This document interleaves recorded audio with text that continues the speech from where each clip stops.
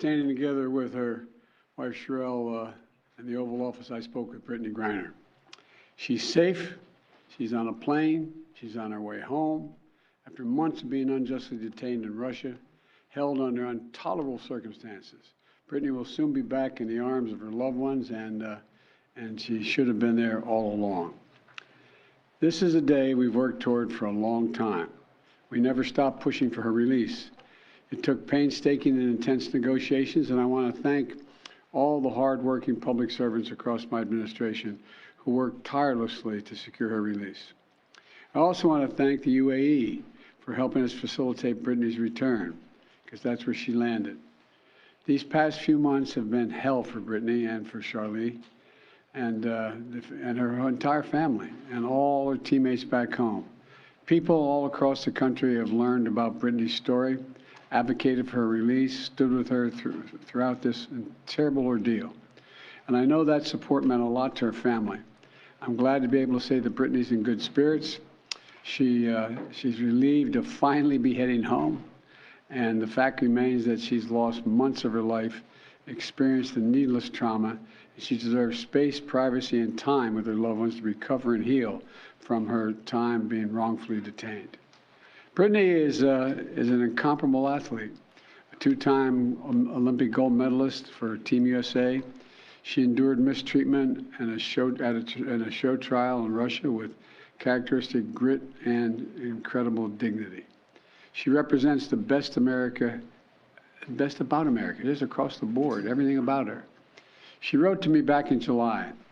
She didn't ask for special treatment, even though we've been working on a release from the day one. She requested a simple quote, "Please don't forget about me and the other American detainees. Please do all you can to bring us home." We never forgot about Brittany. We've not forgotten about Paul Whelan, who's been unjustly detained in Russia for years. This was not a choice of which American to bring home.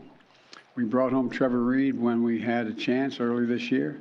Sadly, for totally illegitimate reasons, Russia is treating Paul's case differently than Brittany's. And while we have not yet succeeded in securing Paul's release, we are not giving up. We will never give up. We remain in close touch with Paul's family, the Whelan family, and my thoughts and prayers are with them today. They have to have such mixed emotions today. And we'll keep negotiating in good faith for Paul's release. I guarantee that. I say that to the family. I guarantee you. And I urge Russia to do the same to ensure that Paul's health and humane treatment maintained until we are able to bring him home. I don't want any American to sit wrongfully detained and one extra day if we can bring that person home.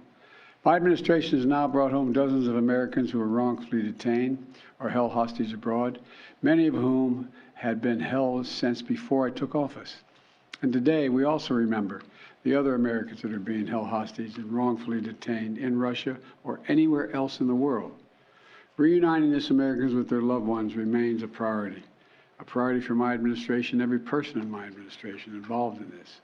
We're going to continue to work to bring home every American who continues to endure such an injustice.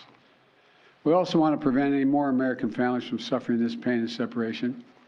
And I strongly urge all Americans to take precautions, including reviewing the State Department's travel advisories before they travel overseas, which now includes warnings about the risk of being wrongfully detained by a foreign government.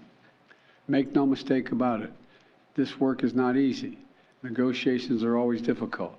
There are never any guarantees, but it's my job as President of the United States to make the hard calls and protect American citizens everywhere in the world, anywhere in the world.